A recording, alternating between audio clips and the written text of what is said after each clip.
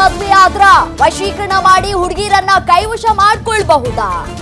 ಅಸಲಿಗೆ ಈ ವಶೀಕರಣ ವಿದ್ಯೆ ಯಾರಿಗೆಲ್ಲ ಗೊತ್ತಿರುತ್ತೆ? ಪೃಥ್ವಿ ಭಟ್ ಅಭಿಷೇಕ್ ಮದುವೆಯಲ್ಲಿ ವಶೀಕರಣ ನಡೆದಿದ್ಯಾ? ವಶೀಕರಣದ ಬಗ್ಗೆ ಆಧ್ಯಾತ್ಮಿಕ ಗುರುಗಳು ಏನ್ ಹೇಳ್ತಾರೆ? ಅಸಲಿಗೆ ವಶೀಕರಣ ಅನ್ನೋದು ಹೇಗ್ ನಡೆಯುತ್ತೆ ಗೊತ್ತಾ? ಹಾಗಾದ್ರೆ ಇದೆಲ್ಲವೂ ಕೂಡ ಪ್ರಶ್ನಾರ್ಥಕ ಚಿಹ್ನೆ. ಇನ್ನೊಂದು ವಿಚಾರ ಏನಪ್ಪಾ ಅಂತಂದ್ರೆ, ಅವರ ಆಡಿಯೋವನ್ನ ನಾವು ಕೇಳಿಸ್ಕೊಂಡ್ವಿ. ಶಿವಪ್ಪ ಅವರ ಆಡಿಯೋ ಕೇಳಿಸ್ಕೊಂಡಂತಹ ಸಂದರ್ಭದಲ್ಲಿ 27ನೇ ತಾರೀಕು ಒಂದು ರೆಕಾರ್ಡಿಂಗ್ ಇತ್ತು. ಅವಾಗ ನಾನು ನನ್ನ ಮಗಳನ್ನ ಸ್ಟುಡಿಯೋಗೆ ನಾನೇ ಡ್ರಾಪ್ ಮಾಡಿ ಬಂದೆ ಅಂತ ಅವ್ರು ಕೂಡ ಹೇಳಿರುವಂಥದ್ದು. ಅಷ್ಟು ಫ್ರಾಕ್ಷನ್ ಆಫ್ ಸೆಕೆಂಡ್ಸ್ ಅಲ್ಲಿ ವಶೀಕರಣ ಮಾಡೋದಕ್ಕೆ ಸಾಧ್ಯ ಆಗುತ್ತಾ ಅನ್ನುವಂತಹ ಪ್ರಶ್ನೆಗಳು ಕೂಡ ಇಲ್ಲಿ ಉದ್ಭವ ಆಗ್ತಾ ಇರುವಂಥದ್ದು. ಯಾಕೆಂತಂದ್ರೆ ಅವತ್ತಿನ ದಿನವೇ ಮದುವೆ ಆಗಿದೆ ಅನ್ನುವಂತಹ ವಿಚಾರವನ್ನ ಪೊಲೀಸ್ ಸ್ಟೇಷನ್ ಇಂದ ಕರೆ ಮಾಡಿ ವಿಷಯವನ್ನ ಮುಟ್ಟಿಸಿದ್ದಾರೆ ಶಿವಪ್ಪ ಅವರಿಗೆ ಅನ್ನೋದನ್ನ ಅವರೇ ಹೇಳಿರುವಂಥದ್ದು. ಸ್ವತಃ ಇದು ಎಷ್ಟು ಮಟ್ಟಿಗೆ ಸಾಧ್ಯ ಆಗತ್ತೆ ಅನ್ನುವಂತಹ ಆ ಪ್ರಶ್ನೆಗಳು ಕೂಡ ಉದ್ಭವ ಆಗ್ತಾ ಇರುವಂತದ್ದು. ಇದರ ಜೊತೆಗೆ ಅಂತರ್ಜಾತಿ ವಿವಾಹ ಆಗಿದ್ದಕ್ಕೆ ಇಷ್ಟೆಲ್ಲ ಆಗ್ತಾ ಇದೆಯಾ ಗೊತ್ತಿಲ್ಲ.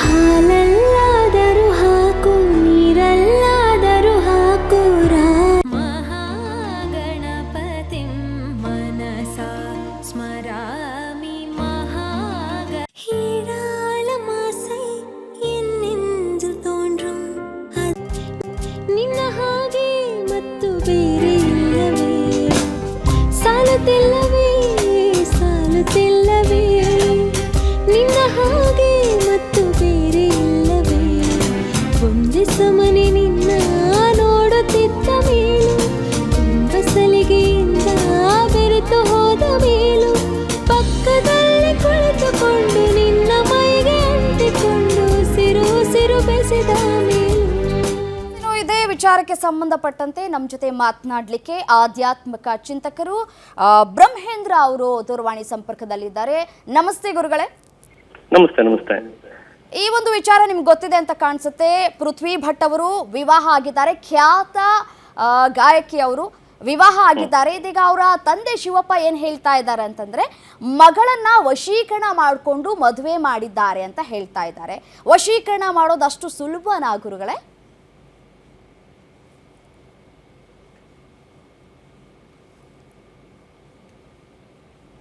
ಗುರುಗಳೇ, ನನ್ನ ಧ್ವನಿ ಕೇಳಿಸ್ತಾ ಇದೆ ಅಂತ ಭಾವಿಸ್ತೀನಿ.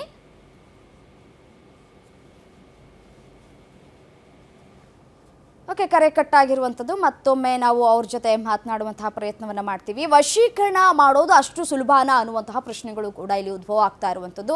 ವಶೀಕರಣ ಮಾಡಿಕೊಂಡು ಒಂದು ಹುಡುಗಿಯನ್ನ ಒಲಿಸ್ಕೊಳ್ಳೋದಾದ್ರೆ, ಈಗ ಏನು ನಮಗೆ ಹೆಣ್ಣು ಸಿಗ್ತಾ ಇಲ್ಲ ಅಂತ ಹೇಳಿ ರಾಜ್ಯದಲ್ಲಿ ಗಂಡು ಮಕ್ಕಳು ಸಾಕಷ್ಟು ದೇವರ ಮೊರೆ ಹೋಗ್ತಾ ಇದ್ದಾರಲ್ಲ, ಅವರೆಲ್ಲರೂ ಕೂಡ ಈ ಒಂದು ಪ್ರಯೋಗವನ್ನು ಮಾಡಿಬಿಡಬಹುದು. ವಶೀಕರಣಕ್ಕೆ ಮುಂದಾಗಿ ಬೇಕಿದ್ರೆ ಹೆಣ್ಮಕ್ಳನ್ನ ಮದುವೆ ಮಾಡ್ಕೊಳ್ಬೋದು. ವಶೀಕರಣ ಮಾಡೋದು ಅಷ್ಟು ಸುಲಭನಾ?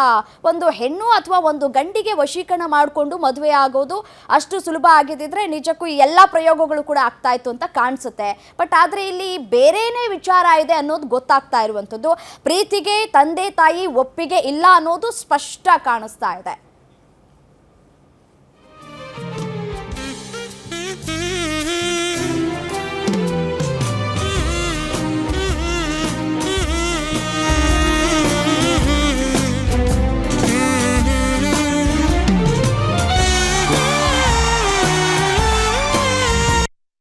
ನಿನ್ನ ಹಾಗೆ ಮತ್ತು ಬೇರೆ ಇಲ್ಲವೇ ಸಾಲುತ್ತಿಲ್ಲವೇ ಸಾಲುತ್ತಿಲ್ಲವೇ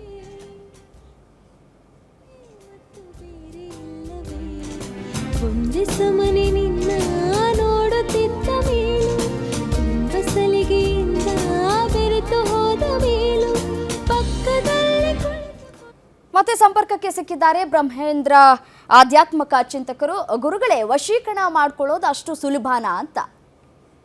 ನೋಡಿ, ಅದೇ ಹೇಳ್ತಾ ಇದ್ದೆ, ನಮ್ಮ ಧಾರ್ಮಿಕ ಶ್ರದ್ಧೆಯಲ್ಲಿ ಅಥರ್ವಣ ವೇದದಲ್ಲಿ ವಶೀಕರಣ, ತಂತ್ರಮಂತ್ರಗಳು, ಪ್ರಯೋಗಗಳು ಎಲ್ಲವೂ ಬರ್ತವೆ. ಆದ್ರೆ ಈಗಿನ ಕಾಲದಲ್ಲಿ ಆ ಮಟ್ಟಿಗೆ ಮಾಡ್ತಾರೆ ಅನ್ನೋದು ನಂಬಿಕೆ ಇಲ್ಲ. ಒಂದು ಅಕಸ್ಮಾತ್ ಮಾಡಿರಬಹುದು ಅಂತಂದ್ರೂ ಅದನ್ನ ಈಗಿನ ಕಾಲದಲ್ಲಿ ರಿಸೀವಿಂಗ್ ಮೈಂಡ್ ಇರಲ್ಲ. ಅಂದ್ರೆ ಮೊದಲಂದ್ರೆ ನಂಬ್ತಾ ಇದ್ರು, ನಂಬಿಕೆ ಇಲ್ಲ ಅಂದ್ರೆ ಎಲ್ಲಿ ಯಾವುದೇ ಪ್ರಯೋಗಗಳು ವರ್ಕ್ ಆಗಲ್ಲ. ಹೌದು. ಇನ್ನು ಗುರುಜಿ, ವಶೀಕರಣ ಮಾಡೋದಕ್ಕೆ ಎಷ್ಟು ಸಮಯ ಬೇಕಾಗತ್ತೆ ಅನ್ನೋದು ಪ್ರಶ್ನೆ. ಅಷ್ಟು ಸುಲಭನಾ ಅನ್ನುವಂಥದ್ದು ಇನ್ನೊಂದು ಪ್ರಶ್ನೆ. ಇದಕ್ಕೆಲ್ಲ ಬಹಳಷ್ಟು ಪ್ರಯೋಗಗಳನ್ನು ಮಾಡಬೇಕಾಗತ್ತಲ್ವಾ ಅಂತ.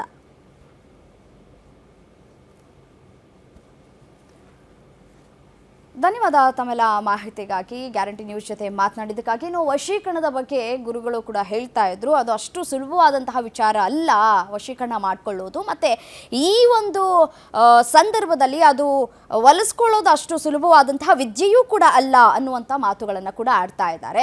ಬಟ್ ಆದರೆ ಯಾಕೆ ಶಿವಪ್ಪ ಅವರು ವಶೀಕರಣ ಮಾಡಿಬಿಟ್ಟು ನನ್ನ ಮಗಳಿಗೆ ಮದುವೆ ಮಾಡಿದ್ದಾರೆ ಅಂತ ಹೇಳಿ ಆರೋಪ ಮಾಡ್ತಾ ಇದ್ದಾರೋ ಗೊತ್ತಿಲ್ಲ. ಬಟ್ ಆದರೆ ಪೃಥ್ವಿ ಭಟ್ ಅವರು ಕೂಡ ಹೇಳ್ತಾ ಇದ್ದಾರೆ, ನಿಮಗೂ ಕೂಡ ಗೊತ್ತಿತ್ತು ನಾನು ಪ್ರೀತಿ ಮಾಡ್ತಾ ಇದ್ದಿದ್ದು ಅಭಿನಾ ಅಂತ ಹೇಳಿ, ಅವ್ರನ್ನ ಬಿಟ್ಟಿರೋದಕ್ಕೆ ಆಗೋದಿಲ್ಲ ಅಂತ ಕೂಡ ನಾನು ನಿಮ್ಮ ಬಳಿ ಕೂಡ ಹೇಳ್ಕೊಂಡಿದ್ದೆ. ಬಟ್ ಆದರೆ ನೀವು ನನ್ನನ್ನು ಎಲ್ಲಿಗೆ ಹೋಗೋದಕ್ಕೂ ಕೂಡ ಬಿಡ್ತಾ ಇರಲಿಲ್ಲ, ಎಲ್ಲಿಗೆ ಹೋಗೋದಾದರೂ ಕೂಡ ನನ್ನ ಜೊತೆಲೇ ಕೂಡ ನೀವು ಬರ್ತಾ ಇದ್ರಿ, ಮತ್ತು ಈ ಒಂದು ಸಂಗೀತ ಕ್ಷೇತ್ರವನ್ನೇ ನೀನು ಬಿಟ್ಬಿಡು ಅಂತ ಕೂಡ ಹೇಳ್ತಾ ಇದ್ರಿ. ಸೊ ಹಾಗಾಗಿ ನನಗೆ ಭಯ ಆಯಿತು, ನಾನು ಎಲ್ಲಿ ಅಭಿಯಿಂದ ದೂರ ಆಗ್ತೀನೋ ಅಂತ ಹೇಳಿ, ಹಾಗಾಗಿ ನಾನು ಈ ಒಂದು ಸ್ಟೆಪ್ಪನ್ನು ತೆಗೆದುಕೊಳ್ಬೇಕಾಯಿತು ಅಂತ ಹೇಳಿ ಸ್ಪಷ್ಟನೆಯನ್ನು ಕೂಡ ಕೊಟ್ಟಿದ್ದಾರೆ ಪೃಥ್ವಿ.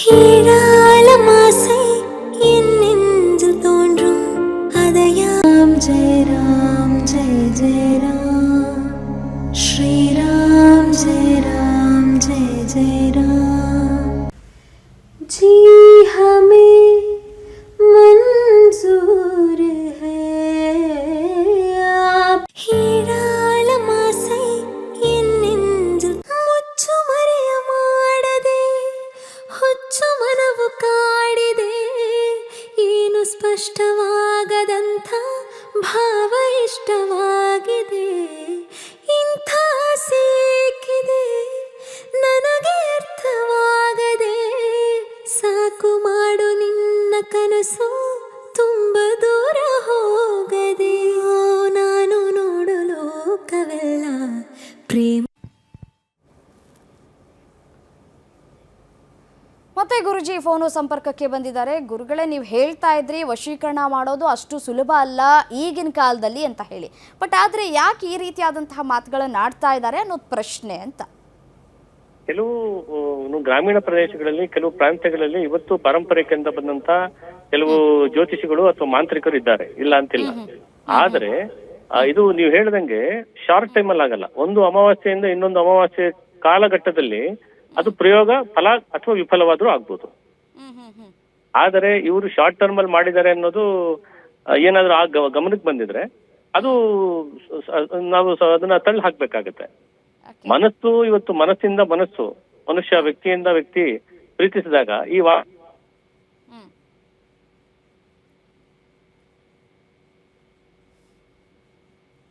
ಸರಿ ಗುರುಜಿ, ಥ್ಯಾಂಕ್ ಯು ಗ್ಯಾರಂಟಿ ನ್ಯೂಸ್ ಜೊತೆ ಮಾತನಾಡೋದಕ್ಕಾಗಿ. ಹಾಗಾಗಿ ಇನ್ನೊಂದು ವಿಚಾರ ಏನಪ್ಪ ಅಂತಂದರೆ, ಇದು ಅಷ್ಟು ಸುಲಭ ಅಲ್ಲ ಅಂತ ಕೂಡ ಹೇಳ್ತಾ ಇದ್ರು. ಅಮಾವಾಸ್ಯೆಯಿಂದ ಅಮಾವಾಸ್ಯೆಗೆ ಟೈಮ್ ತೆಗೆದುಕೊಳ್ಳುತ್ತೆ. ಅವರೇ ಬೆಳಗ್ಗೆ ಹೋಗಿ ಆಡಿಯೋ ರೆಕಾರ್ಡಿಂಗಿಗೆ ಬಿಟ್ಟು ಬಂದಿದ್ದಾರೆ. ಆ ಒಂದು ಕ್ಷಣಾರ್ಧದಲ್ಲಿ ಅಂದರೆ ಒಂದು 2-3 ಗಂಟೆಯಲ್ಲಿ ಇಷ್ಟೆಲ್ಲ ಡೆವಲಪ್ಮೆಂಟ್ ಆಗೋಕ್ಕೆ ಸಾಧ್ಯನಾ, ವಶೀಕರಣ ಆಗೋದಕ್ಕೆ ಸಾಧ್ಯನಾ ಅನ್ನೋ ಪ್ರಶ್ನೆ. ಹಾಗಾದರೆ ಇನ್ನು ಏನೆಲ್ಲ ಮಾತನಾಡಿದ್ರು ಶಿವಪ್ಪ ಅವರು, ಪೃಥ್ವಿಯವರ ತಂದೆ ಅಂತ ಹೇಳಿ ನೋಡ್ತಾ ಹೋಗೋಣ.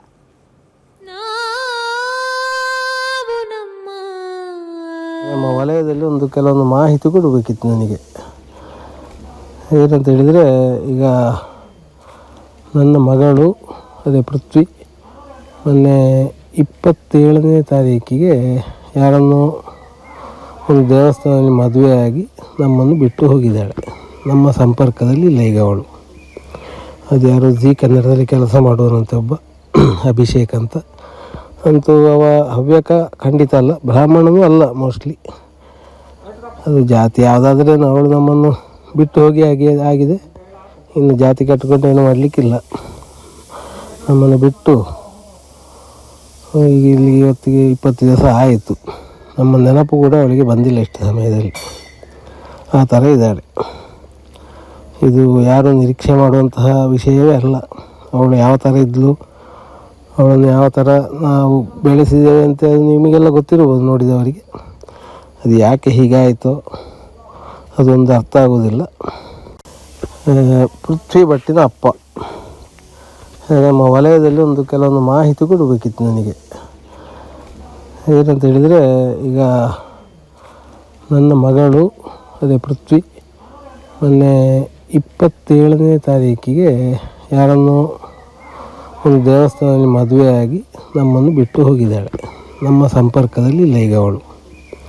ಅದು ಯಾರು ಜಿ ಕನ್ನಡದಲ್ಲಿ ಕೆಲಸ ಮಾಡುವನಂತೆ ಒಬ್ಬ ಅಭಿಷೇಕ್ ಅಂತ.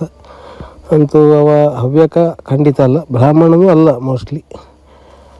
ಅದು ಜಾತಿ ಯಾವುದಾದ್ರೂ ಅವಳು ನಮ್ಮನ್ನು ಬಿಟ್ಟು ಹೋಗಿ ಆಗಿದೆ. ಇನ್ನು ಜಾತಿ ಕಟ್ಟಿಕೊಂಡು ಏನು ಮಾಡಲಿಕ್ಕಿಲ್ಲ. ನಮ್ಮನ್ನು ಬಿಟ್ಟು ಇಲ್ಲಿ ಇವತ್ತಿಗೆ 20 ದಿವಸ ಆಯಿತು. ನಮ್ಮ ನೆನಪು ಕೂಡ ಅವಳಿಗೆ ಬಂದಿಲ್ಲ ಇಷ್ಟು ಸಮಯದಲ್ಲಿ. ಆ ಥರ ಇದ್ದಾಳೆ. ಇದು ಯಾರು ನಿರೀಕ್ಷೆ ಮಾಡುವಂತಹ ವಿಷಯವೇ ಅಲ್ಲ. ಅವಳು ಯಾವ ಥರ ಒಂದು ಮುಖ್ಯವಾದ ವಿಷಯ ಅಂತ ಹೇಳಿದರೆ, ಇದನ್ನೀಗ ಅವಳನ್ನು ಧಾರೆ ಹಿಡಿದು ಮದುವೆ ಮಾಡಿಕೊಟ್ಟಿದ್ದು ನಮ್ಮ ಗಿರಿನಗರದ ವಲಯದ ನಿವಾಸಿ, ಭಯಂಕರ ಸಂಗೀತ ಶಿಕ್ಷಕ, ಮಹಾದುಷ್ಟ ನರಹರಿ ದೀಕ್ಷಿತ್ ಎಂಬವ. ನಿಮ್ಮೆಲ್ಲ ಗೊತ್ತಿರ್ಬೋದು ನರಹರಿ ದೀಕ್ಷಿತನ ಬಗ್ಗೆ. ಕೆಲವೊಂದು ಕಡೆ 10-15 ಕಡೆ ಕ್ಲಾಸೆಲ್ಲ ಮಾಡ್ತಾನೆ ಅವ. ಸರಿಗಮಪದಲ್ಲಿ ಜೂರಿಯಾಗಿ ಹೋಗ್ತಾನೆ ಅವ. ಈಗ ಅವ ಅಂತ ಹೇಳ್ತಾನೆ ಅಂತ ಹೇಳಿದರೆ, ನಾನು ಶಿವಣ್ಣಂಗೆಲ್ಲ ಹೇಳಿದ್ದೇನೆ ಮೊದಲೇ, ಪರಿಸ್ಥಿತಿ ಕೈ ಮೀರಿದೆ ಅಂತ ಹೇಳಿದ್ದೇನೆ. ಆದರೂ ಅವರು ಅಷ್ಟು ಸೀರಿಯಸ್ ಆಗಿ ತಕ್ಕೊಂಡಿಲ್ಲ ಅಂತ ಈಗ ಹೇಳ್ತಾ ಬರ್ತಾ ಇದ್ದಾನೆ. ಸತ್ಯ ವಿಷಯ ಏನಂತ ಹೇಳಿದರೆ, ಮಾರ್ಚ್ 7ನೇ ತಾರೀಕು ಅವ ಮನೆಗೆ ಬಂದಿದ್ದ. ಮಗಳಿಗೆ ಗಂಡು ನೋಡ್ತಾ ಇದ್ದೇನೆ, ನಿಮ್ಮ ಹವ್ಯಕ ಶಿಷ್ಯ ವರ್ಗದಲ್ಲಿ ಹವ್ಯಕರ ಯಾರಾದರೂ ಹುಡುಗರಿದ್ದರೆ, ಆರ್ಟಿಸ್ಟ್ಗಳು ಇದ್ದರೆ ಹೇಳಿ ಅಂತ ಫೋನ್ ಮಾಡಿದೆ. ಅದಕ್ಕೆ ನಾನು ಮನೆಗೆ ಬರ್ತೇನೆ ಅಂತ ಹೇಳಿದ. ಜಿ ಕನ್ನಡದ ಒಬ್ಬ ಹುಡುಗ ಅಭಿಷೇಕ್ ಅಂತ ಹೇಳುವ ಪೃಥ್ವಿ ಹಿಂದೆ ಬಿದ್ದಿದ್ದಾನೆ. ಪೃಥ್ವಿಯನ್ನು ತುಂಬ ಇಷ್ಟಪಡ್ತಾ ಇದ್ದಾನೆ. ಪೃಥ್ವಿಗೂ ಸ್ವಲ್ಪ ಮನಸ್ಸಿದ್ದಾಗಿದೆ. ಹಾಯ್ ಅಪ್ಪ, ಸಾರಿ. ಈಗ ಆಲ್ರೆಡಿ 2 ದಿನದಿಂದ ಹವ್ಯಕ ಗ್ರೂಪಲ್ಲಿ ಮತ್ತು ಬೇರೆ ಬೇರೆ ಗ್ರೂಪಲ್ಲಿ. ಆಗ ಅವನು ಹೋದ ಮೇಲೆ ನಾನು ಪೃಥ್ವಿಯನ್ನು ವಿಚಾರಿಸಿದೆ, ಎಂಥ ಸಂಗತಿ. ಆಗ ಅವಳು ಹೇಳಿದ್ಲು, ಹೌದು, ನನ್ನನ್ನು ತುಂಬ ಸಮಯದಿಂದ ಇಷ್ಟಪಡ್ತಾ ಇದ್ದಾನೆ.